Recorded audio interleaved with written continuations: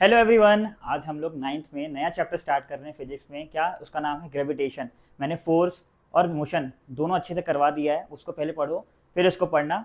चलो हम लोग आगे देखते हैं, स्टार्ट करते हैं मोशन के बारे में। मोशन ग्रेविटेशन के बारे में। ग्रेविटेशन से पहले हम लोग क्या पढ़ना है, टाइप ऑफ फोर्सेस के बारे में पढ़ना है। देखो यूनिवर्स में चार तरह के फंडामेंटल फोर्स होते हैं। क्या चार तरह के फंडामेंटल फोर्स होते हैं। पहला अपना होता है ग्रेविटेशनल फोर्स, दूसरा इलेक्ट्रोमैग्नेटिक फोर्स, एक सेकेंड, इलेक्ट्रोमैग्नेटिक फोर्स, तीसरा स्ट्रॉन्ग न्यूक्लियर फोर्स और चौथा वीक न्यूक्लियर फोर्स। ये चार तरह के फंडामेंटल फोर्सेस होते हैं। ठीक है, ग्रेविटेशन फोर्स के बारे में हम लोग पढ़ेंगे, पहले तीनों के बारे में एक करके देख लेते हैं अच्छे से। देखो ग्रेविटेशन फोर्स क्या होता है, दो ऑब्जेक्ट के बीच में जो फोर्स लगता है, दो ऑब्जेक्ट जिनमें मास हो उनके बीच में हमेशा क्या होता है, एक अट्रैक्टिव फोर्स लगता है, जिसको हम लोग इस चैप्टर में अच्छे से पढ़ने वाले हैं। ठीक है, उनके बीच में अट्रैक्टिव फोर्स लगता है, इसको हम लोग क्या बोलते हैं, ग्रेविटेशनल फोर्स बोलते हैं। ठीक है, अगला क्या था अपना इलेक्ट्रोमैग्नेटिक फोर्स। इलेक्ट्रोमैग्नेटिक फोर्स क्या होता है, किन्हीं दो चार्ज के बीच में क्या होता है, जो फोर्स लगता है उसको हम लोग क्या बोलते हैं, इलेक्ट्रोमैग्नेटिक फोर्स। इलेक्ट्रोमैग्नेटिक फोर्स कैसा हो सकता है, रिपल्सिव भी हो सकता है, अट्रैक्टिव भी हो सकता है। आपको पता भी होगा, ये तो आपने पढ़ा होगा कि पॉजिटिव चार्ज यानी कि सेम टाइप ऑफ चार्ज क्या होते हैं, रिपेल करते हैं, और अपोजिट नेचर के चार्ज क्या होते हैं, अट्रैक्ट करते हैं। इस टाइप के फोर्स को अपन क्या बोलते हैं, इलेक्ट्रोमैग्नेटिक फोर्स। अगला होता है स्ट्रॉन्ग न्यूक्लियर फोर्स। देखो न्यूक्लियस में तुमको पता होगा, न्यूक्लियस में क्या होते हैं, न्यूट्रॉन होते हैं और प्रोटॉन होते हैं। वो न्यूक्लियस को पूरा होल्ड करने के लिए, न्यूट्रॉन भी उसमें रहे, प्रोटॉन भी रहे, इनमें जो फोर्स लगता है उनके बीच में, उसको अपन क्या बोलते हैं, स्ट्रॉन्ग न्यूक्लियर फोर्स। इसका अगला होता है वीक न्यूक्लियर फोर्स। देखो वीक न्यूक्लियर फोर्स क्या होता है, वीक न्यूक्लियर फोर्स बहुत ही वीक होता है। पहली बात तो फोर्स ये क्या करता है, रेडियो एक्टिव डिके, ये सब आपने सुना होगा। क्या होता है असल में, न्यूट्रॉन प्रोटॉन में कन्वर्ट होता है, उसके लिए जो फोर्स की रिक्वायरमेंट होती है उसके लिए अपन वीक न्यूक्लियर फोर्स। ये कुछ सिलेबस में ज़्यादा खास नहीं है, आपको बस समझना था फंडामेंटल फोर्स। अच्छा, फंडामेंटल फोर्स में सबसे एक इंपॉर्टेंट बात और, जो अपना ग्रेविटेशनल फोर्स होता है ना, ये सबसे वीकेस्ट फोर्स होता है। क्या, ग्रेविटेशनल फोर्स चारों फंडामेंटल फोर्सेस में सबसे वीकेस्ट होता है। ये भाई आप अच्छे से देख लो, ये क्या होता है, वीकेस्ट फोर्स होता है। मैं इसको हाईलाइट कर देता हूँ।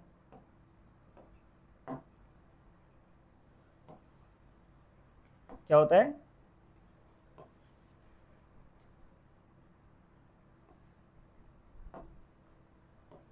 रे रे रे हाईलाइट तो ये नहीं हो रहा है, मैं यहीं पर नीचे वो कर दे रहा हूँ। क्या होता है, वीकेस्ट फोर्स होता है, ये याद रखना। Out of four forces, four fundamental हमारे फोर्स थे, कौन कौन से थे, gravitational force, electromagnetic force, strong nuclear force और वीक न्यूक्लियर फोर्स। ठीक है, अब हम लोग स्टार्ट करें अपना मेन चैप्टर, क्या, ग्रेविटेशन। ठीक है, ग्रेविटेशन से हम लोग स्टार्ट करेंगे। आजा भाई, हाँ सबसे पहले अपना होगा यूनिवर्सल लॉ ऑफ ग्रेविटेशन। देखो यूनिवर्सल लॉ ऑफ ग्रेविटेशन क्या बोलता है, इसको हम लोग न्यूटन का फोर्थ लॉ भी बोलते हैं। तीन लॉ आपने फोर्स में देखे होंगे, ये फोर्थ लॉ भी होता है, यूनिवर्सल होता है, हर जगह हर प्लेनेट में लगेगा, ऐसा नहीं केवल अर्थ पे लगेगा। ये लॉ क्या बोलता है, देखो ये लॉ ये बोलता है कि अगर दो ऑब्जेक्ट हैं जिनमें मास है, दोनों का कुछ ना कुछ मास है, वो हमेशा एक अट्रैक्टिव फोर्स लगेंगे। क्या लगाएंगे, हमेशा एक अट्रैक्टिव फोर्स लगेंगे, अट्रैक्टिव ही लगाएंगे। दोनों फोर्स, आप दोनों मास एक दूसरे पे अट्रैक्टिव फोर्स लगाएंगे। देखो कैसे, अगर मैं आपको दिखाऊं, दो ऑब्जेक्ट बनाते हैं,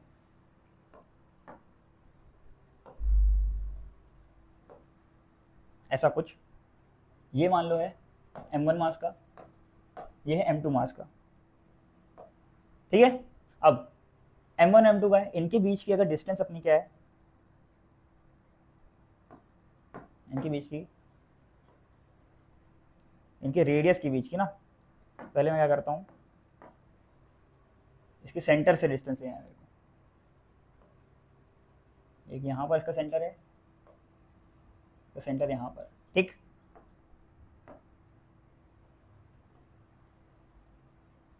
इस डिस्टेंस को, ये m1 मास का, ये m2 मास का, ये डिस्टेंस बीच की इसकी अगर r है, मैं बोल रहा हूं ये डिस्टेंस क्या है, r। ये क्या है,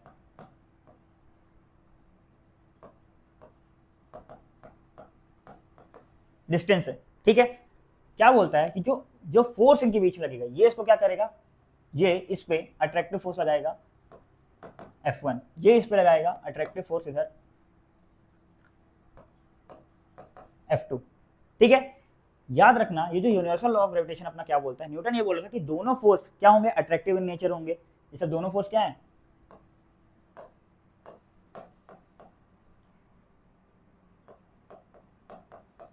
अट्रैक्टिव इन नेचर, दोनों एक दूसरे को क्या कर रहे हैं, अट्रैक्ट कर रहे हैं। अच्छा, दोनों एक दूसरे को अट्रैक्ट कर रहे हैं और दोनों क्या होंगे, अपोजिट, दोनों सेम होंगे, दोनों का मैग्नीट्यूड क्या होगा, सेम होगा, लेकिन अपोजिट डायरेक्शन पे होंगे, ठीक है। Both forces have same magnitude, ठीक है, बट अपोजिट इन डायरेक्शन। देख भी रहे होंगे आप, यहां पर इस फोर्स की डायरेक्शन जो m2 की वजह से m1 पे लग रहा है वो इधर है, इधर इधर है, ठीक है, दोनों अपोजिट डायरेक्शन पे हैं। अच्छा, और क्या बोला था वो कि मैग्नीट्यूड सेम होगा। अच्छा, मैग्नीट्यूड सेम होगा का क्या मतलब है सर, मैग्नीट्यूड सेम होने का मतलब है कि F1 का जो मैग्नीट्यूड होगा वो F2 फोर्स के मैग्नीट्यूड के बराबर होगा, ठीक है, ठीक है। इसको थोड़ा सा बहुत लंबा हो गया तो ठीक है, ये बात समझ में आई क्या, ये बात अच्छे से आपको पता रहनी चाहिए। दोनों क्या होंगे, दोनों का मैग्नीट्यूड क्या होगा, सेम होगा। अगर ये 2 न्यूटन का होगा तो ये भी 2 न्यूटन का होगा, ठीक है। अच्छा, और क्या बोला था इस लॉ में, और क्या बोलता है कि जो फोर्स होगा, ये जो फोर्स होगा, मान लेते हैं कोई ये फोर्स है F, इस दोनों को क्या बोल रहा हूँ, F कोई फोर्स है, दोनों को ही F बोल दे रहा हूँ। अच्छा, ये जो फोर्स होगा वो डायरेक्टली प्रोपोर्शनल टू दोनों के मास का प्रोडक्ट होगा, दोनों के मासेस का प्रोडक्ट होगा, यानी कि m1 इंटू m2 होगा। डायरेक्टली प्रोपोर्शनल मतलब क्या होता है सर, डायरेक्टली प्रोपोर्शनल मतलब होता है कि इस पर डिपेंड कर रहा है। डिपेंड कैसे कर रहा है, अगर मैं बोला डायरेक्टली प्रोपोर्शनल टू, मतलब अगर ये इस साइड का अगर ये इंक्रीज करेगा तो फोर्स भी क्या करेगा, इंक्रीज करेगा। ये इंक्रीजेस का साइन है, किसका साइन है, ये इंक्रीजेस का, ठीक है।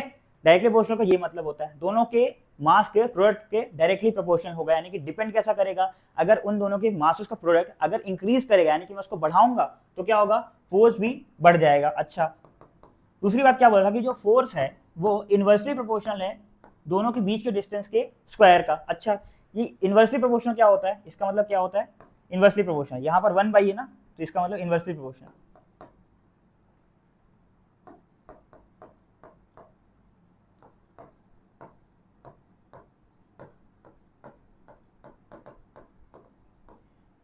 ये क्या था, डायरेक्ट प्रोपोर्शनल,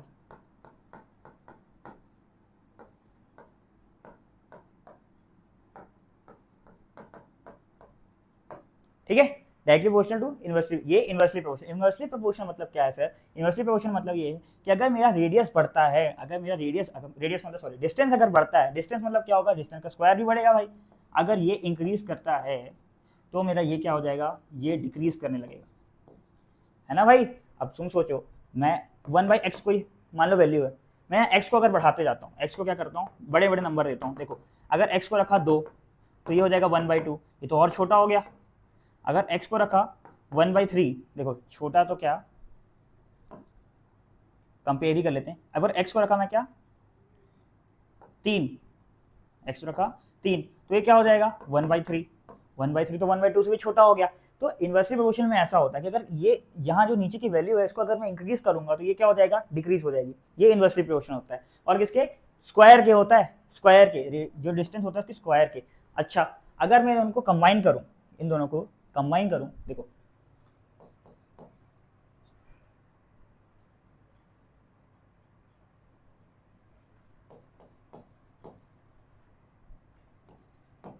कंबाइनिंग अबोव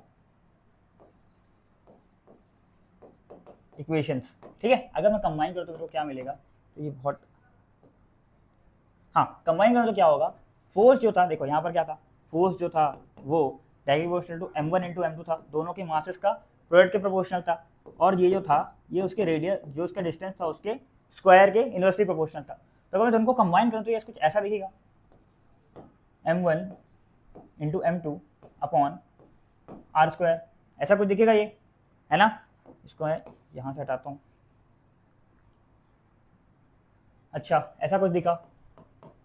तो फोर्स जो है यहाँ पर, अगर मैं क्या, आपने उसमें भी देखा होगा, बाकी डेरिवेशन में देखा होगा, अगर एक प्रोपोर्शनल का साइन होता है हम लोग क्या करते हैं, उसको हटाने के लिए प्रोपोर्शनलिटी कांस्टेंट का यूज करते हैं। क्या यूज करते हैं, प्रोपोर्शनलिटी कांस्टेंट। प्रोपोर्शनलिटी कांस्टेंट क्या क्यों यूज करते हैं, देखो ये साइन मेरे को क्या बताता है कि किस किस चीजों पे वो डिपेंड कर रहा है, किस किस क्वांटिटी पे ये वाली चीजें डिपेंड कर रही है, ठीक है। डिपेंड कैसे भी कर सकती है, बढ़ रही है घट रही है कैसा हो रहा है, लेकिन एक प्रोपोर्शनलिटी कांस्टेंट अगर मैं यहाँ यूज कर दूं तो क्या होगा, एक इक्वेशन आ जाएगी, इक्वेशन से क्या होगा, मैं मैथमेटिकली उसको सॉल्व कर सकता हूँ, फिर मैथमेटिकली जो मेरी वैल्यू होती है वो सब मैं पुट करके बहुत अच्छे से आंसर ला सकता हूँ, क्यों, इक्वेशन बन जाएगी। तो यहाँ पर मैं क्या किया, एक इक्वेशन इक्वल का साइन लगाने के लिए एक प्रोपोर्शनल कांस्टेंट का यूज किया, जिसको मैं लिखूंगा जी। ये क्या होगा, m1 into m2 upon R square. ये आया, ये अपना आया फॉर्मूला। ये फॉर्मूला क्या है, ये किसका फॉर्मूला है, ये अगर कोई भी यूनिवर्स में दो ऑब्जेक्ट है जिनमें मास है, दो ऑब्जेक्ट हैं, ऑब्जेक्ट है तो मास तो होगा ही, दो मास है, उनके बीच में जो अट्रैक्टिव फोर्स होगा उसकी वैल्यू है, क्या है वो, G m1 into m2 upon R square. m1 m2 क्या है सर, दोनों के मासेस का प्रोडक्ट है, आर क्या है, दोनों के बीच की डिस्टेंस है। अच्छा, जो बीच की डिस्टेंस है सर, ये क्या है, दोनों के सेंटर के बीच की डिस्टेंस है। अगर कोई ऐसा कुछ सर्कुलर बॉडी है, ये भी सर्कुलर बॉडी है, इनकी सेंटर के बीच से डिस्टेंस लिया हूं और कहीं से नहीं लिया हूं, ठीक है, एवरेज वैल्यू है वो डिस्टेंस की। ठीक, यहां पर क्या है, ये मैं सबको एक एक करके ले लेता हूं। इसका मतलब क्या है मेरा, ये क्या है, ये दिखा रहा है पूरा अच्छे से, चलो नीचे लिख लेते हैं। एफ क्या दिखा रहा है यहाँ पर, एफ दिखा रहा है फोर्स, कौन सा, अट्रैक्टिव, जो दो बॉडीज के बीच में लगता है। ठीक, मेरा m1 क्या दिखा रहा है, mass of first object. m2 क्या दिखा रहा है सर, m2 दिखा रहा है मास ऑफ सेकेंड ऑब्जेक्ट। ठीक, r क्या दिखा रहा है,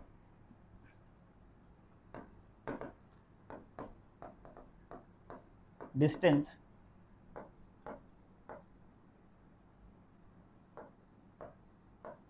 बिटवीन टू ऑब्जेक्ट्स जिनके बीच में फोर्स लग रहा है। ठीक है, अभी जी क्या है सर, देखो जी क्या है यहाँ पर, जी अपना प्रोपोर्शनलिटी कांस्टेंट है। जी क्या है,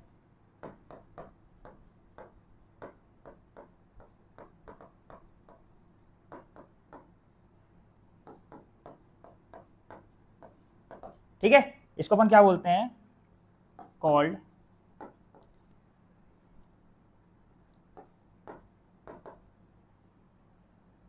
यूनिवर्सल फोर्स कांस्टेंट।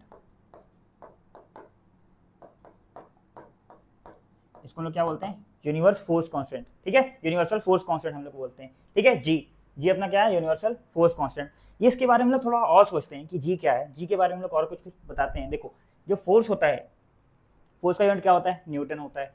देखो अपना क्या आता है, force is equal to G m1 into m2 upon R square. ठीक है, ठीक है, मैं यहाँ पर जी की वैल्यू लिख करूँ तो ये क्या हो जाएगा, F into R square is equal to, R square को वहाँ भेजा तो यहाँ डिवाइडेड में था, वहाँ जाएगा तो इंटू में हो जाएगा, जी m1 इंटू m2।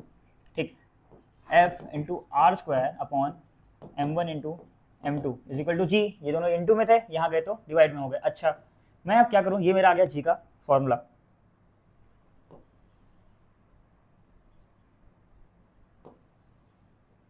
ठीक है, ये अब मैं क्या करता हूँ, इसकी यूनिट लिखने की ट्राई करता हूँ, क्या करता हूँ, इसकी यूनिट लिखने की ट्राई करता हूँ। देखो जी की यूनिट अभी ऐसा ही में लिखेंगे। देखो निकालने की कोशिश करते हैं, कैसे निकालते हैं, हम लोग को फॉर्मूला पता हो तो हम लोग किसी की भी यूनिट निकाल सकते हैं। देखो जी का फॉर्मूला पता चल गया, फोर्स का ऐसा यूनिट क्या होता है, न्यूटन होता है, यहाँ में लिखा न्यूटन उसकी जगह। आर स्क्वायर यानी क्या है, डिस्टेंस ही तो है यार, आर का क्या होता है ऐसा यूनिट, मीटर होता है, इसका क्या होगा, मीटर स्क्वायर, क्योंकि स्क्वायर था ना भाई। यहाँ क्या है, मास, मास दो बार मास, कितना होगा, केजी इंटू केजी। भाई दोनों m1 और m2 अलग अलग है, लेकिन ऑब्जेक्ट का मास तो केजी में ही आएगा ना, पहला ऑब्जेक्ट है दूसरा ऑब्जेक्ट है, किसी का कोई भी ऑब्जेक्ट हो, क्या आएगा ये, newton metre square upon KG into KG क्या हो जाएगा, केजी स्क्वायर हो जाएगा।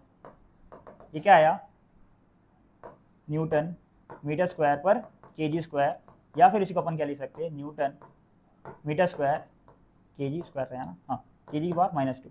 ठीक है, ये भी हम लोग लिख सकते हैं। क्यों, कैसे आया ये, हम लोग इन्वर्स कैसे लिख सकते हैं उसको, देखो अगर a की पावर 1/a की पावर m है तो हम लोग उसको क्या लिख सकते थे, a की पावर -m लिख सकते थे, सेम यहाँ पर किया मैं। ठीक है, 1/kg स्क्वायर था, इसको क्या किया, kg की पावर -2 लिख दिया, सेम वैसे ही। ठीक है, यह है समझ में, इसको अपन थोड़ा साइड में कर देते हैं यहाँ पर, ठीक है। यह समझ में, यह समझ में अच्छे से, ठीक है। ये अपना आ गया जी के बारे में, ये बातें आ गई। अच्छा, जी के बारे में एक और बात आपको क्या याद रखनी है, जी के बारे में कोई बात नहीं, जी के बारे में हम लोग को एक और बात क्या याद रखनी है, जी की वैल्यू, वैल्यू ऑफ जी हम लोग को याद रखना है। क्या याद रखनी है, 6.67 into 10 to the power minus 11, इसका यूनिट क्या है, न्यूटन मीटर स्क्वायर केजी और -2। ये अपना आ गया। अगर मैं इसको एक डब्बे में बंद कर सकता हूँ तो बढ़िया रहता। उधर आ जा रहा है, चलो ठीक है।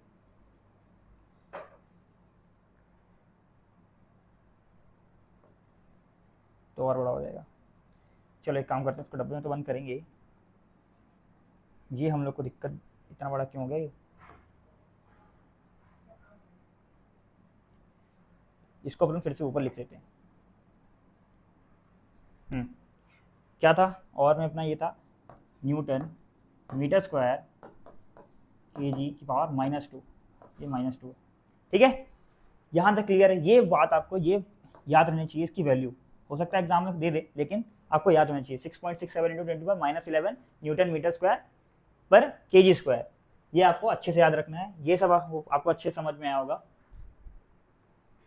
मैग्नीट्यूड है।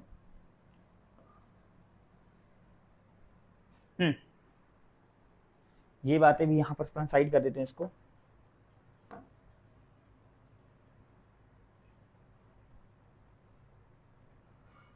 ठीक है, एक्स्ट्रा, ठीक है। ये अपन को समझ में आया ये बात, ठीक है। सामने वाला अपन ये कर लेते हैं। हम लोग क्या पता चल गया, ये एक नॉन कॉन्टेक्ट फोर्स है। नॉन कॉन्टेक्ट फोर्स मतलब क्या हो गया कि बिना कॉन्टेक्ट में आए बॉडी भी आपस में फोर्स लगा सकती है। ये क्या बोलते हैं, पेन है, इसमें मास है, मेरे में मास है, ये माइक में मास है, और ये स्टैंड में भी मास है, सब में मास है। तो ये आपस में क्या कर रही है, फोर्स लगा रही है। अगर मैं इसको छोड़ूं तो ये नीचे जाती है। अर्थ भी इस पे क्या लगा रही है, ग्रेविटेशनल फोर्स लगा रही है। मैं भी इस पे ग्रेविटेशनल फोर्स लगा रहा हूँ, ठीक है। पर अर्थ का ग्रेविटेशनल पुल ज्यादा है, इसकी वजह से वो नीचे जाता है, मेरे पास नहीं आता, ठीक है। तो नॉन कॉन्टेक्ट फोर्स है। अच्छा, कॉन्टेक्ट फोर्स का एग्जांपल अगर देना तो फ्रिक्शन हो सकता है। फ्रिक्शन क्या होता है, जब तक बॉडी क्या हो, जब तक दो ऑब्जेक्ट, एक सरफेस है, ये कोई ऑब्जेक्ट है, ये आपस में कॉन्टेक्ट में ही ना हो, तब तक क्या हो सकता है, फ्रिक्शन नहीं लगेगा। तो फ्रिक्शन क्या है, कॉन्टेक्ट फोर्स है। लेकिन ग्रेविटेशनल फोर्स अपना कॉन्टेक्ट फोर्स नहीं है, ये आप याद रखेंगे, ठीक है। हमेशा क्या होता है, अट्रैक्टिव इन नेचर होता है। अच्छा, डायरेक्टली प्रोपोर्शनल टू, डिपेंड करता है directly proportional to the mass, inversely proportional to the square of the distance, ये भी हो गया, ठीक है। इसको अपन क्या बोल सकते हैं, ये इनवर्स स्क्वायर लॉ है, क्योंकि इसमें क्या आता है, इनवर्स में डिस्टेंस का स्क्वायर आता है। और भी क्या बोलते हैं, चार्जेस में, मासेस में, एनर्जी फोर्स में, यहाँ पर भी, बाकी अपन फोर्स देखेंगे वहां भी ये सब आता है, ठीक है।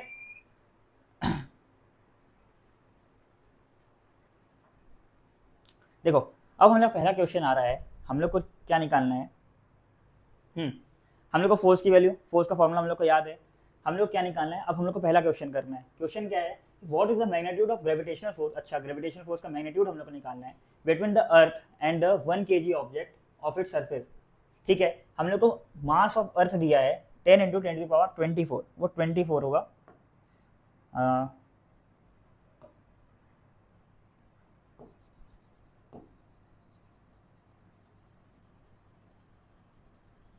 ठीक है, यहाँ पे 10⁻6 होगा, पावर में होगा वो, यहाँ नहीं होगा। देखो,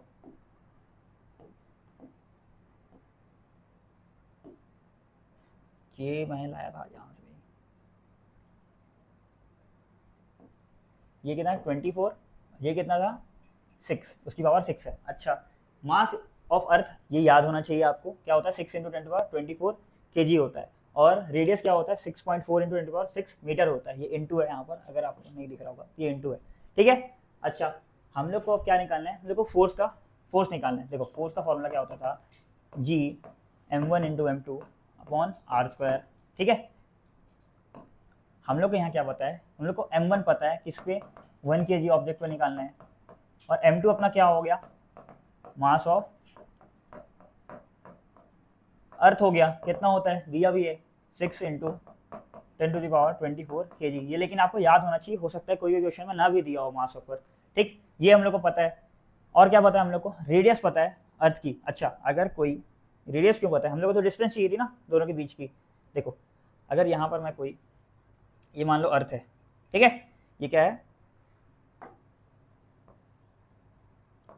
ये अर्थ है, यहाँ पर कोई मास रखा होगा, यहाँ पर कोई क्या होगा, मास रखा होगा। अच्छा, अगर मेरे को अर्थ और इसकी डिस्टेंस चाहिए होगी तो मैं क्या बताया था, हम लोग सर्कुलर अगर ऑब्जेक्ट मान रहे हैं, स्फेरिकल मान रहे हैं, तो उनकी सेंटर से इसके सेंटर से इसके सेंटर चाहिए होगी, तो इसके सेंटर से जब तुम डिस्टेंस लोगे, ये डिस्टेंस लोगे, क्या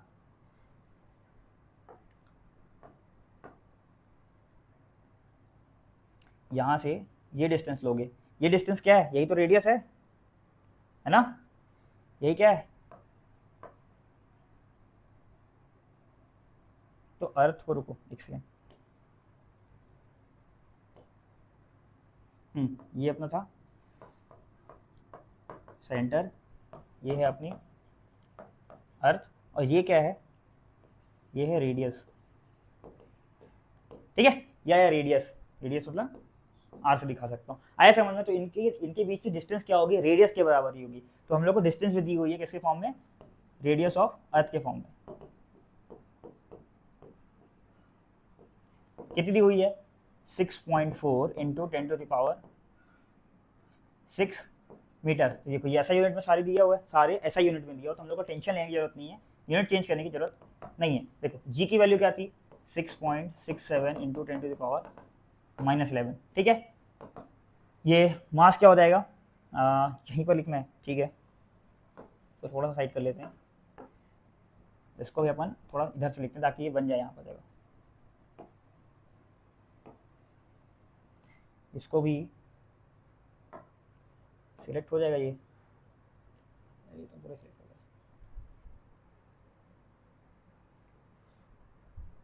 गया।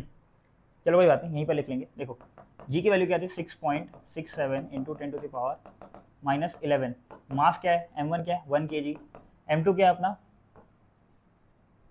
m2 क्या है अपना, मास दिया 6 इंटू 10⁻24 kg, ठीक है, अपॉन रेडियस का स्क्वायर, मतलब बीच के डिस्टेंस का स्क्वायर, यहाँ रेडियस के काम कर रहा है, 6.4 इंटू 10⁻6 का होल स्क्वायर। अब यहाँ पर थोड़ा सा दिक्कत होता है बच्चों को, कैलकुलेट करना पड़ता है, लेकिन कैलकुलेट तो करना पड़ेगा तभी हमारा आंसर आएगा। अब जब तुम कैलकुलेट करोगे, तो मैंने कैलकुलेटर से करके रखा है, तो उसका आंसर आएगा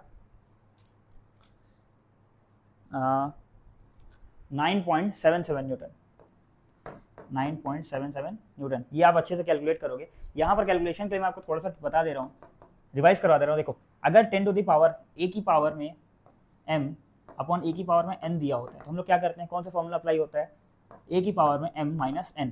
इसका मतलब क्या है कि बेस सेम होना चाहिए, पावर डिफरेंट होते चल जाएगा, तो क्या होगा, अगर डिवाइडेड में होगा तो घट जाएगा। जैसे कि अगर मैं एग्जांपल 10 टू द पावर में लेता हूँ, 10 टू द पावर मान लो यहाँ पर था कितना 24, और यहाँ क्या था नीचे 10 टू द पावर 6 का स्क्वायर करेंगे तो 10 to the power minus 10 to the power 12 हो जाएगा, 10 टू द पावर 12 हो जाएगा। जब ये आप करोगे तो ये यहाँ पर आएगा, तो क्या करोगे, इसका 10 टू द पावर 24 माइनस 12 कर दोगे, जो कि कितना हो जाएगा, ये हो जाएगा 10 टू द पावर 12, ठीक है। पॉजिटिव नेगेटिव का ख्याल रखना है। अच्छा एक और क्या लग सकता है, एक और एक्सपोनेंट अगर अपन लगाएं यहाँ पर, तो ये होता है ए की पावर m इनटू में अगर ए की पावर n हो, मतलब बेस सेम है, पावर डिफरेंट है। अच्छा तो क्या हो जाता था, दोनों की पावर सम हो जाती थी। अगर यहाँ पर जैसे कि यहाँ -11 था, यहाँ 24 था, इसी का एग्जाम्पल लें, तो 10 to the power -11 into 10 to the power 24 क्या हो जाएगा, 10 टू द पावर -11 प्लस 24, जो कि हो जाएगा 10 टू द पावर, ये तो प्लस में आएगा क्योंकि नेगेटिव वाली वैल्यू छोटी है, तो ये हो जाएगा 10 टू द पावर 13। आया समझ में, ऐसे होगा ये कैलकुलेशन, ठीक है। इसको आप अच्छे से कैलकुलेट करो, यही आंसर आएगा। ये आपको समझ में आया, ये क्वेश्चन अच्छे से समझ में आया, ठीक है। आगे हम लोग करते हैं।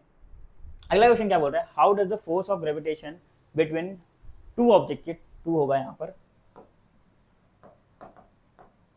To objects change when the distance between them is reduce to half. देखो हमने बोला फोर्स कैसा चेंज हो जाएगा, अगर दो केस है, रिड्यूस कर दें उसका, पहले देखो मास सेम रखें हम लोग और रेडियस को हाफ कर दें, ठीक है। देखो मास पहले क्या था, दोनों का सेम था, इसका भी मास m1 है, इसका भी मास m1 है,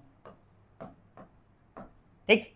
इसका रेडियस अगर r, ठीक है, डिस्टेंस थी r, अब क्या हो गई r/2, ठीक है। मैं यहाँ पर क्या करता हूँ, फोर्स निकालता हूँ। अगर ऐसा होता है तो क्या होता है, फोर्स क्या आता है, G m1 into m2 upon R square, यही आता। अब अगर यहाँ पर अगर मैं फोर्स निकालूं तो क्या आएगा, एफ डैश लिख रहा हूँ इसको, यहाँ पर एफ लिखा हूँ, यहाँ एफ डैश लिख रहा हूँ ताकि अलग अलग वैल्यू मिले। देखो G m1 into m2 upon R by two का whole square, R by two का होल स्क्वायर होगा यहाँ पर, क्योंकि क्या करना, जो भी डिस्टेंस थी उसका स्क्वायर करना, तो यहाँ डिस्टेंस क्या थी, आर बाई टू थी, तो मैं उसका होल स्क्वायर करूंगा, तो क्या आएगा, F dash equal to G m1 into m2 upon R by two का होल स्क्वायर क्या आएगा, आर स्क्वायर अपॉन 4, क्योंकि 2 का स्क्वायर क्या होता है, 4 होता है। अच्छा 4 नीचे है तो ये ऊपर चला जाएगा, क्या देगा 4 G m1 into m2 upon R square. तो ये जो वैल्यू थी ये फोर्स के बराबर थी, ये जो वैल्यू है ये क्या है, फोर्स के बराबर थी, तो ये क्या हो जाएगा एफ डैश इक्वल टू क्या हो जाएगा, इसको मैं फोर्स एफ लिख सकता हूँ, क्या हो जाएगा 4f। तो क्या आया, कितने टाइम्स बढ़ गई, 4 टाइम्स इंक्रीज हो गई, है ना। जो नया फोर्स है अगर मैं हाफ कर दूं, रेडियस को, यानी कि डिस्टेंस को अगर मैं हाफ कर दूं, तो क्या हो जाएगा, नया फोर्स जो होगा 4 टाइम्स हो जाएगी पुरानी फोर्स की, ठीक है। यहाँ पर लिख देते हैं,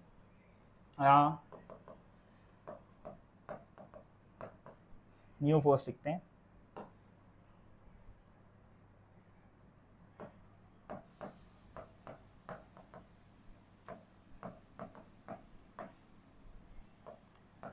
फोर टाइम्स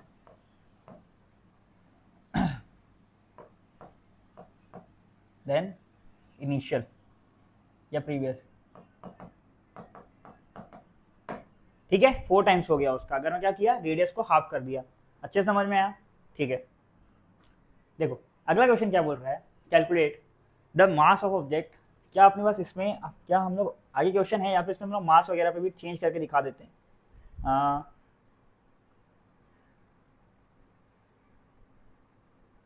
है। तो हम लोग को यहाँ पर भी करने की जरूरत नहीं, आगे करते हैं इसका और वेरिएशन उस क्वेश्चन का भी, ये क्वेश्चन कर लेते हैं। Calculate the force of gravitation between two object of masses 50 kg and 120 kg, ठीक है। हम लोग को क्या किया है, हम लोग को बोला फोर्स निकालना है ग्रेविटेशन का, दोनों मासेस दिए हुए हैं। देखो हम लोग को दिया है पहला ऑब्जेक्ट का मास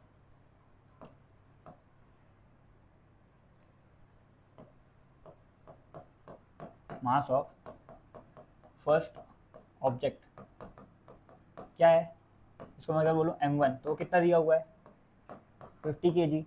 अच्छा सेकेंड मास दिया है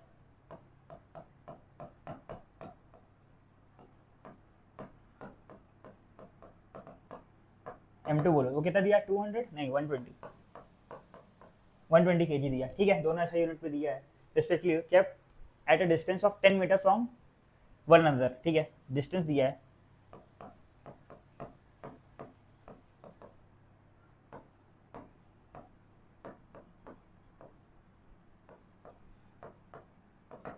क्या दिया है, 10 मीटर दिया हुआ है, इतना कुछ दिया हुआ है, इसको अपन क्या बोल रहे हैं, डी बोलते हैं, ठीक है। तो हम लोग का क्या आ जाएगा, देखो फोर्स क्या होता है, G m1 into m2 upon D square है, आर स्क्वायर, तो यहाँ पर डी दिया हूँ तो डी स्क्वायर लिख देता हूँ, ठीक है। क्या हो जाएगा, जी की वैल्यू कितनी होती है 6.67 into 10 to the power -11 into 50 into 120 upon D square कितना है 10 का स्क्वायर, है ना। ऐसा यूनिट में दिया हुआ है, कोई दिक्कत नहीं है। अगर ऐसा यूनिट में नहीं दिया रहता, मीटर के अलावा कुछ और दिया होता, हम लोग उसको चेंज करते फिर पुट करते। इसको अगर हम लोग कैलकुलेट करें तो सेम वैसे ही कैलकुलेट करना है आपको थोड़ा।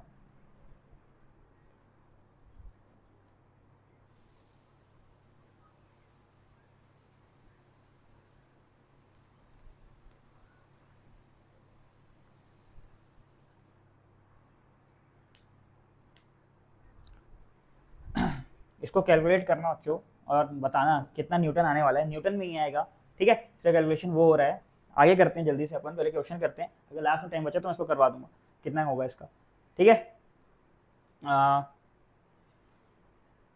देखो अगला क्वेश्चन करते हैं अपन, अगला क्वेश्चन यही है, ठीक है। अच्छा, जो भी आएगा आंसर यहाँ फोर्स में न्यूटन में लिखना है आपको, यूनिट उसकी ध्यान से आपको देखना है कि इसकी न्यूटन आएगी। फोर्स की यूनिट क्या होती है, न्यूटन ही होती है, चाहे कोई सा भी फोर्स हो। ठीक है, अगला क्वेश्चन अपन करते हैं। देखो, what is the force of gravity on a body of mass 150 kg lying on the surface of earth assuming the mass of earth, यहाँ भी सेम, ठीक है, पावर में 24 है, मिस्टेक हो जाती है बच्चों, यहाँ पर क्या है 6 है इसकी पावर, है ना, 6 थी ना, ठीक, ये दिया हुआ है मीटर में, जी की वैल्यू दी है 6.7 इंटू 10⁻11 हम लोग को दिया हुआ है, ठीक है। देखो क्या क्या हम लोग को दिया, पहले हम लोग लिख लेते हैं, एक अर्थ है, पहले तो थोड़ा सा डायग्राम बना लेते हैं ताकि आपको अच्छे से समझ में आए।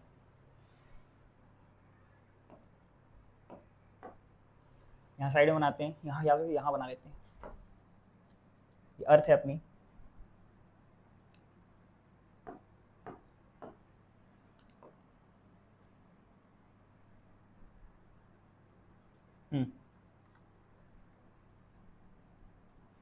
यहाँ पर कोई ऑब्जेक्ट है,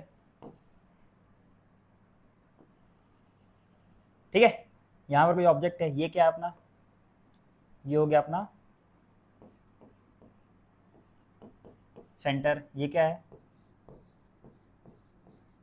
अर्थ है, ठीक है, यहाँ पर कोई ऑब्जेक्ट है, इसका क्या इतना मास है 150 kg, ठीक। अब ये रेडियस हम लोग को दिया हुआ है, ठीक है, ये रेडियस हम लोग आर दी हुई है, इसका मास कैपिटल एम है, इसका मास हम लोग स्मॉल एम मान लेते हैं। देखो लिख भी लेते हैं एक बार, गिवन में क्या क्या दिया हुआ है, हम लोग को स्मॉल एम यानी कि मास ऑफ ऑब्जेक्ट दिया है 150 kg, कैपिटल एम यानी कि दूसरा ऑब्जेक्ट का मास, ऑब्जेक्ट क्या है अर्थ ही है, उसका मास कितना है 6 इंटू 10⁻24 kg, ठीक है। अच्छा, और हम लोग को रेडियस पता है यानी कि डिस्टेंस पता है उनके बीच की, वो कितनी है, यहाँ आर लिख लेते हैं कैपिटल आर, वहाँ पर कैपिटल आर लिखे हैं तो यहाँ पर लिख लेते हैं कैपिटल आर, कितनी दी हुई है, कहाँ गई 6.4 इंटू 10⁻6 मीटर, जी भी दिया हुआ है हम लोग को कितना 6.7 इंटू 10⁻11 न्यूटन मीटर स्क्वायर पर केजी स्क्वायर, ये यूनिट याद हो जानी चाहिए आपको, ठीक। हम लोग करते हैं फोर्स का, हम लोग को फॉर्मूला लगाना है, फोर्स का फॉर्मूला होता है G M into capital M दोनों के मास का प्रोडक्ट अपॉन आर का स्क्वायर, ठीक। जी की वैल्यू दी हुई है कितनी 6.7 इंटू 10⁻11, यही यूज़ करेंगे। स्मॉल एम क्या दिया हुआ है 150 kg इंटू कैपिटल एम दिया हुआ है 6 इंटू 10⁻24 अपॉन आर का स्क्वायर, आर का स्क्वायर कितना हो जाएगा 6.4 इंटू 10⁻6 का होल स्क्वायर, स्क्वायर मत भूलिएगा, स्क्वायर बच्चे भूल जाते हैं अक्सर, भूलिएगा मत, स्क्वायर होता है। इसको मैं कैलकुलेट करता हूँ अगर ये हो सकता है जल्दी, तो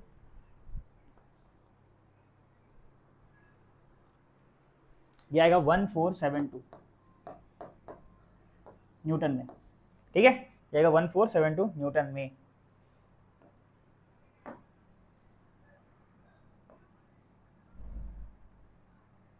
ये आ गया अपना, क्या है फोर्स आ गया, आया समझ में अच्छे से, ठीक है। कैलकुलेशन बस डिफिकल्ट है इसमें, बट थोड़ा टाइम लगेगा, वो भी आप अच्छे से कर लेंगे, प्रैक्टिस करिए कैलकुलेशन का, हो जाएगा आराम से, ठीक है। ये आया अच्छे समझ में क्वेश्चन। अगला क्वेश्चन करते हैं। देखो क्वेश्चन क्या बोला है, द मास ऑफ द सन हम लोग को दिया है 2 इंटू 10⁻, यहाँ क्या होना चाहिए था इंटू, अर्थ का दिया है 6 इंटू 10⁻24 होता है जी जी। If the average distance between the sun and the earth is 1.5 into, एक मिनट में क्वेश्चन कंफर्म कर रहा हूँ कितना है यहाँ पर, पहले एक काम करते हैं इस क्वेश्चन में छोड़ते हैं, अगला क्वेश्चन करते हैं, इसको कंफर्म करता हूँ कितना है यहाँ पर, क्या क्या वैल्यू दी थी, यहाँ पर थोड़ा सा प्रिंट अच्छे से नहीं हुआ है। हाँ, अगला हम लोग क्वेश्चन है, यही है ना, ये अपना अगला क्वेश्चन है। The mass of the moon is about 0.02 times of the earth, ठीक है, मास ऑफ द मून दिया है 0.02 times of the earth and is about 0 times, और डायमीटर दिया है उसका इतना, the value of G on the moon will be, ठीक है, जी की वैल्यू हम लोग से पूछा है। देखो हम लोग क्या दिया हुआ है कि मास ऑफ जो मून है, एम लिख रहा हूँ उसको, एम मतलब क्या है मून, छोटा एम मतलब, देखो मास ऑफ जो मून है वो 0.02 1/2 मास ऑफ अर्थ है, और डायमीटर हम लोग को दिया है, डायमीटर ऑफ मून दिया है 0.25 टाइम्स डायमीटर ऑफ अर्थ। ठीक है, डायमीटर अगर दिया तो रेडियस इतना ही होगा, रेडियस ऑफ जो मून होगा वो 0.25 times of radius of earth होगा। अब हम लोग क्या पूछा है, the value of G on the moon. देखो जी की वैल्यू हम लोग को निकालने बोल रहा है, तो हम लोग क्या कर सकते हैं, अब आप सोच सकते हो कि एफ निकालें, एफ जी का एक फॉर्मूला लिखवाया था सर, उससे कुछ करते हैं, लेकिन जी जो होता है उसका नाम ही है यूनिवर्सल कांस्टेंट। यूनिवर्सल क्या है ये, यूनिवर्सल, यूनिवर्सल का मतलब क्या है, हर जगह जी की वैल्यू सेम होगी, चाहे अर्थ हो, चाहे मून हो, चाहे मार्स हो, चाहे स्पेस हो, हर जगह क्या होगा, सेम ही वैल्यू होगी। तो क्या होगा, same as that of earth, एकदम सेम, जैसे क्या बोलते हैं जहां पर अर्थ की होगी, मार्स में भी सेम होगा। जी क्या होता है, यूनिवर्सल कांस्टेंट होता है, यूनिवर्सल कांस्टेंट हर जगह सेम होगा। आया समझ में वाली बात, तो कितने टाइम्स करे, कुछ भी करे।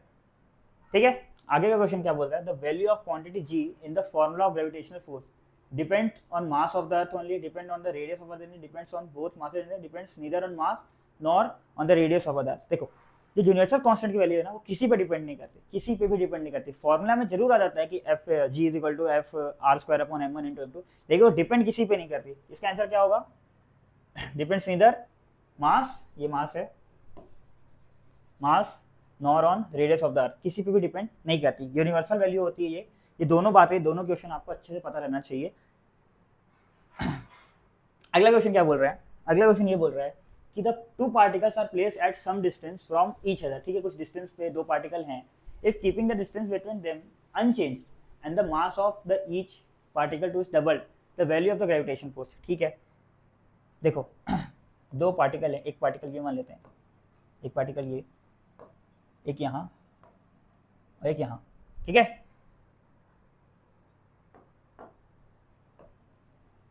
इनके बीच की डिस्टेंस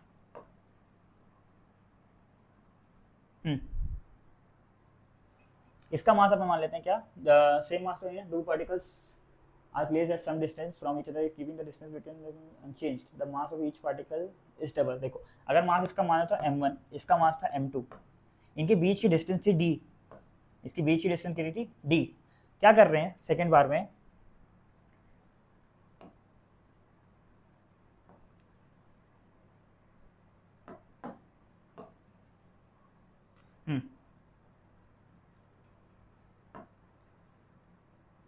हाँ सेकंड टाइम में क्या कर रहे हैं, इसके मास को दोनों के डबल कर देंगे, इसको कर देते हैं 2m1, एक मास का m1 था, आप डबल करेंगे तो 2m1 हो जाएगा, इसका क्या हो जाएगा 2m2।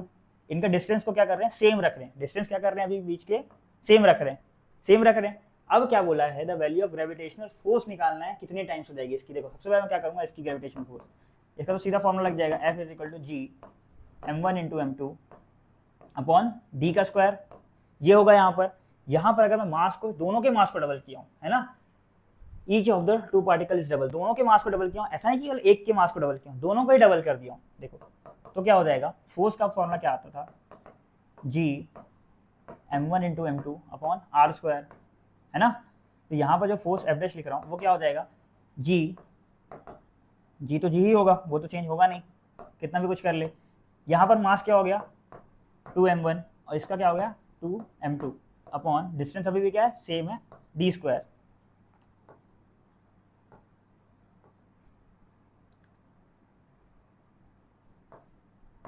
ठीक है, 2 इंटू 2 क्या हो जाएगा, 4 हो जाएगा, 4 G m1 into m2 upon D square.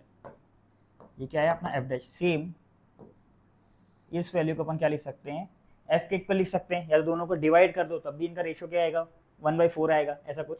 या तो यहाँ पर क्या कर सकते हैं, सीधे सीधे लिख सकते हैं, एफ डैश इक्वल टू क्या हो जाएगा 4f,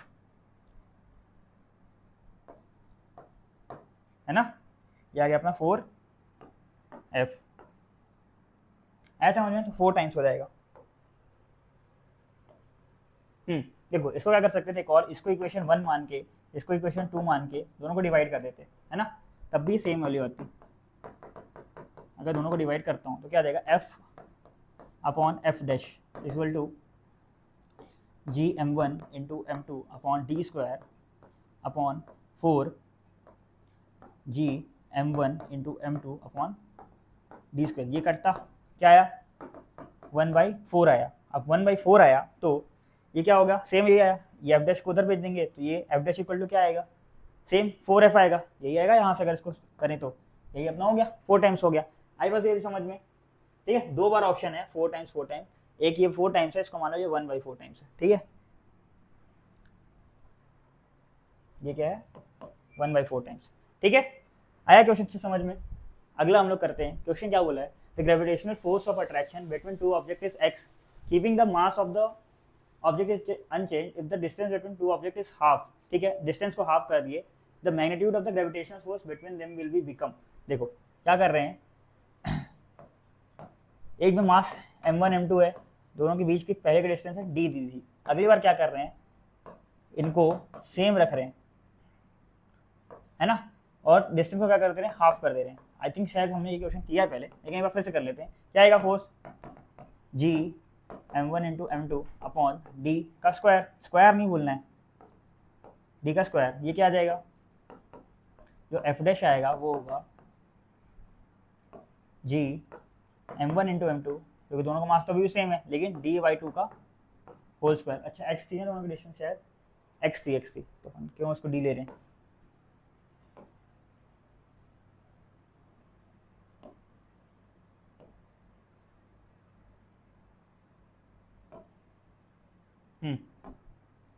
ये थी डिस्टेंस x दी थी, तो ये क्या हो जाएगा x का स्क्वायर, यहाँ थी x/2, ये हो जाएगा x/2 का होल स्क्वायर, क्या हो जाएगा f dash equal to g m1 into m2 upon x²/4, ये क्या हो जाएगा 4 times g m1 into m2 upon x का स्क्वायर। अब तक तो आप समझ गए होंगे क्या हो जाएगा, 4 टाइम्स हो जाएगा। तो क्या था, the magnitude of the gravitational force between the object becomes, ये टाइम्स वाला x है ना, ये x नहीं, ये फिर टाइम्स वाला है, नहीं टाइम्स वाला नहीं, 1/4 क्या हो जाएगी, यहाँ पर भी क्या आया, फोर्स जो होगा वो 4, ये एफ डैश जो होगा 4f हो जाएगा, 4 टाइम्स हो जाएगा, ठीक है। तो ये 4 टाइम्स है, ये x हटा दो, ये 1 होगा यहाँ पर, यहाँ भी 1 होगा, ठीक है। यह है समझ में अच्छे से ये क्वेश्चन, ठीक है। अब यहाँ पर थोड़ा सा ऐड कर देता हूँ, जैसे कि कल क्वेश्चन आ जाए हम लोग को केवल एक मास को डबल किया है, केवल एक मास को डबल किया है, यानी कि यहाँ पर कोई मास था, ये m1 ये m2, ठीक है, ये दोनों मास को सेम ही ले लेते हैं। देखो ये मास था m, दूसरा था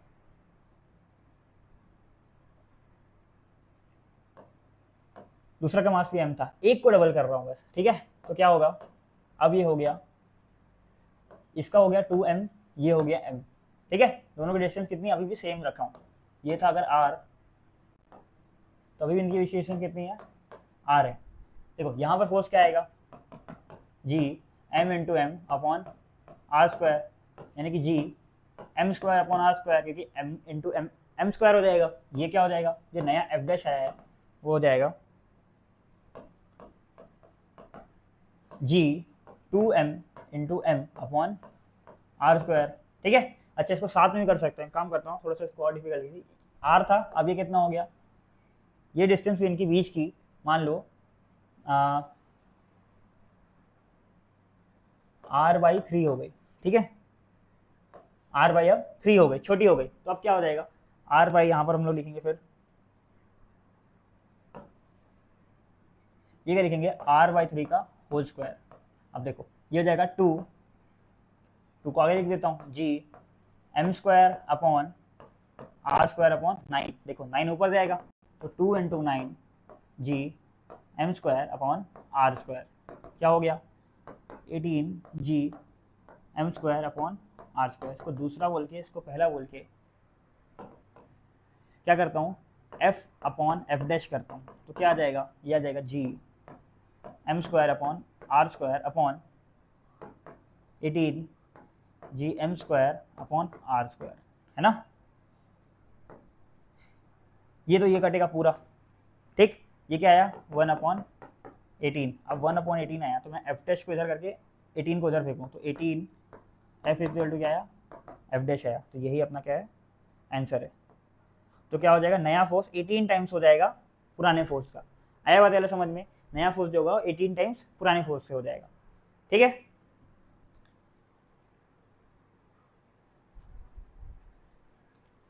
तो ये अपना अगला क्वेश्चन है। क्वेश्चन क्या बोल रहा है कि an apple of mass 100 grams falls from tree. ठीक है, 100 ग्राम का एप्पल है, वो फॉल हो रहा है ट्री से because of gravitational attraction between the earth and the apple. ठीक है, ये तो हम लोग को पता था। If the magnitude of the force exerted by the earth on the apple be F1 and the magnitude of the force exerted by apple on the earth be F2, तो हम लोग को बताना है F1 F2 में बड़ा कौन होगा छोटा कौन होगा क्या होगा। देखो हम लोग एक काम करते हैं, एक डायग्राम हम लोग बना लेते हैं।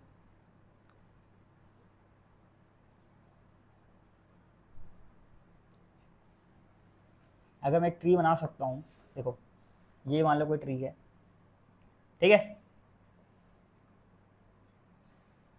ऐसा कुछ है, यहाँ पर ये कोई ट्री है, यहाँ पर कोई एप्पल था,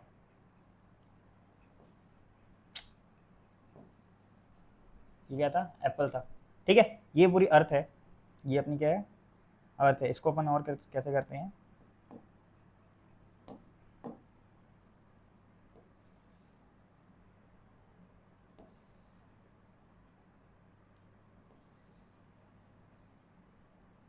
ऐसा कुछ बना देते हैं। ये कोई ट्री था, अर्थ के कंपेयर में बहुत बड़ा दिख रहा है ये, लेकिन नहीं, बहुत छोटा है, अपने को सिखाने के लिए किए हैं।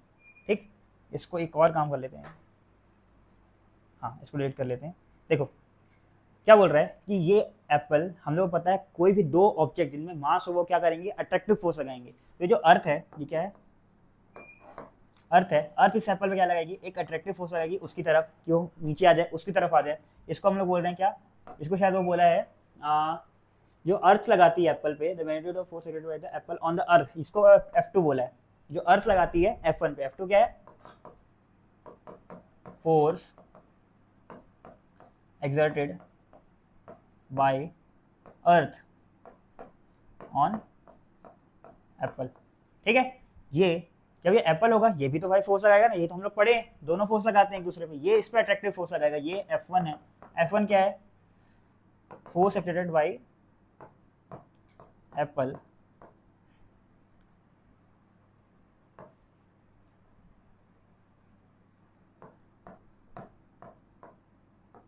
On earth. ठीक है, तो हम लोग को बोला है इन दोनों बड़ा कौन छोटा कौन होगा। देखो हम लोग को ये बात सबसे स्टार्टिंग में ही पता था कि दोनों जो फोर्स होंगे वो क्या थे? इक्वल और अपोजिट होते हैं। देखो इक्वल तो मैंने बताया था आपको यहीं पर, कहां पर था?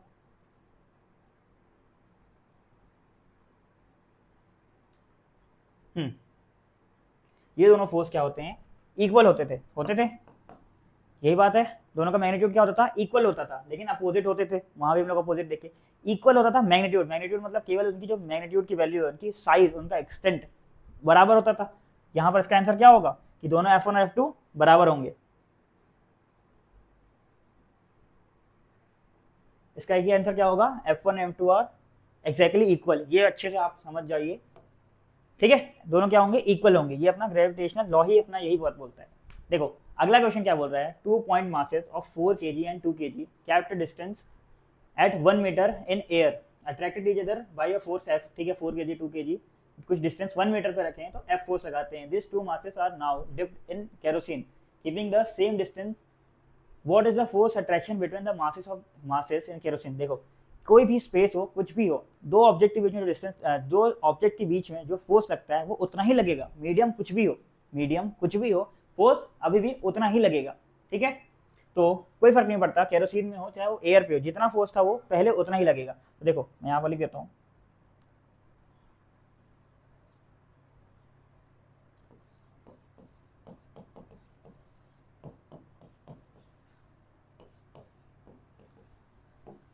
ये बिटवीन है,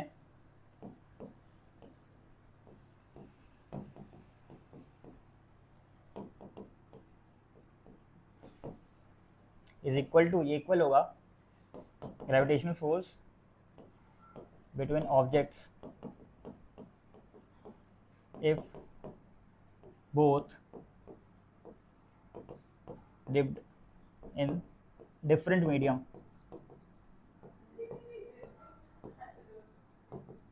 यहाँ पर डिफरेंट मीडियम क्या अपना? केरोसिन। है ना, दोनों का फोर्स क्या होगा, एकदम सेम लगेगा जो ग्रेविटेशनल फोर्स लग रहा है, ठीक है। केरोसिन की वजह से, मीडियम की वजह से और कोई दिक्कत हो सकती है, और भी बहुत सारे फोर्सेस होते हैं वो लग सकते हैं, लेकिन अभी यहाँ पर जो अपना क्या है ग्रेविटेशनल फोर्स है वो सेम लगेगा, ठीक है। इसको अपन निकालते हैं, फोर्स कितना होगा, अगर एयर में थी तब फोर्स कितना होता, तो वो फोर्स होता G m1 into M two upon R square, कितना होता जी m1 कितना था 2 kg 4 kg, तो लिख लेते हैं पहले m1 into M two upon R square, आगे निकाल लेते हैं क्या हो जाएगा, फोर्स जो होगा वो जी m1 है 1 m2 है 2, आई थिंक 4 और 2 है, 1 मीटर डिस्टेंस है, ठीक है। ये है 4, डिस्टेंस है 1 का स्क्वायर, स्क्वायर करना मत भूलिएगा। देखो हम लोग जी के टर्म में निकालेंगे अभी आंसर, कितना हो जाएगा 8g अपॉन 1, यानी कि 8g न्यूटन। जी की वैल्यू आप रख सकते हैं 6.67 इंटू माइनस 11, ठीक है। अभी मैं इतना कैलकुलेशन नहीं करा, यही अपना आंसर हो गया। आया समझ में, आ रहा क्वेश्चन अच्छे से, ठीक है। आगे करते हैं, कितने क्वेश्चन अभी बचे हैं अपने पास, 2 क्वेश्चन और है बस, 2 क्वेश्चन। देखो if f is the force between two objects of mass m1 and m2 at a certain separation, ठीक है, कुछ सेपरेशन के m1 और m2 के बीच का फोर्स f है, then what is the force between under root 5m and under root 2 m1 under root 5 m1, ये m1 है, और under root 5 m2 at same separation, ठीक है। देखो क्या बोल रहा है क्वेश्चन कि m1 है मास, m2 है मास, ठीक है। सर्टेन सेपरेशन हम लोग मानते हैं, डीप है सेपरेशन है उनकी, ठीक। तो फोर्स कितना एग्जर्ट होता था हम लोग पता है, आपका तो याद भी हो गया जी m1 into m2 upon D square. अच्छा ये क्या हो जाएगा, यहाँ पर जब क्या हो जाए, वो मास हो गए √3 5 m1 और दूसरा मास हो गया क्या √3 m2, ये डिस्टेंस कितनी हो गई, अभी भी सेम है ना, आई थिंक हाँ सेम है। तो अब कितना फोर्स होगा, देखो फोर्स जो लगेगा, जो एफ डैश बोल रहा हूँ उसको, वो क्या हो जाएगा, इन दोनों का पहले लिख लेते हैं जी m1 m2 अपॉन डी का स्क्वायर, ठीक है। m1 m2 यूज करते हैं, यहाँ पर m1 मतलब यहाँ पर फर्स्ट मास का, फर्स्ट ऑब्जेक्ट का मास दिया है, वो कितना है √5 m1, और वो क्या है √3 m2 अपॉन डी का स्क्वायर, ठीक है। अब √5 इंटू √3 कितना होगा, √5 इंटू √3 कितना होगा, √15 होगा। क्या √15 को मैं निकाल सकता हूँ, और तो 5 इंटू 3 होता है, उसको बिल्कुल नहीं निकाल सकते, तो ये हो जाएगा जी m1 into m2 upon D square, ठीक है। अब मैं इसको करता हूँ क्या, f अपॉन एफ डैश करूँ तो क्या आएगा, ये कट जाएगा, 1 अपॉन √15 आएगा, ये आपने देखा भी होगा 1 अपॉन √15 आता होगा, ये सब क्या होगा कट जाएगा, 1 अपॉन √15 आएगा, मतलब ये क्या हो गया एफ डैश इक्वल टू आ गया √15 टाइम्स एफ, मतलब इनिशियल से √15 टाइम्स ज़्यादा हो गया अपना नया फोर्स, है ना। तो ये आ गया, तो अपना आंसर क्या हो जाएगा, अपना हो जाएगा √15, है ना, यही अपना आंसर हो जाएगा। आया समझ में अच्छे से क्वेश्चन, आया अच्छे से, ठीक है। देखो अगला क्वेश्चन बोला है, g is the value of the universal gravitation constant eight earth and gm is the value of universal gravitation constant on the moon. तो हम लोग क्या बोले, बताना है क्या क्या होगा ऐसा। देखो यूनिवर्सल कांस्टेंट मैंने बताया था, अर्थ पे हो, मून पे हो, मार्स पे हो, कहीं भी हो, दोनों की सबकी वैल्यू क्या होगी, एकदम सेम होगी, है ना। तो यहाँ पर मैं अच्छे से लिख दूँ, जी अर्थ हो, जी पे मून हो, कोई मार्स अगर ले आओ, किसी भी मीडियम पे क्या होगा, सब पे सेम होगा। क्यों होगा, क्योंकि इसका नाम में यूनिवर्सल है, क्या ये यूनिवर्सल कांस्टेंट है। जितने भी यूनिवर्सल कांस्टेंट आप पढ़ोगे सारी जगह उनकी वैल्यू क्या होती है, सेम होती है। तो क्या होगा, मास इनका ये दोनों सेम होंगे। आया समझ में। तो ये लेक्चर हम लोग यही ख़त्म करते हैं, आगे हम लोग स्टार्ट करेंगे एक्सेलरेशन ड्यू टू ग्रेविटी। तो ख़त्म करते हैं, थैंक यू।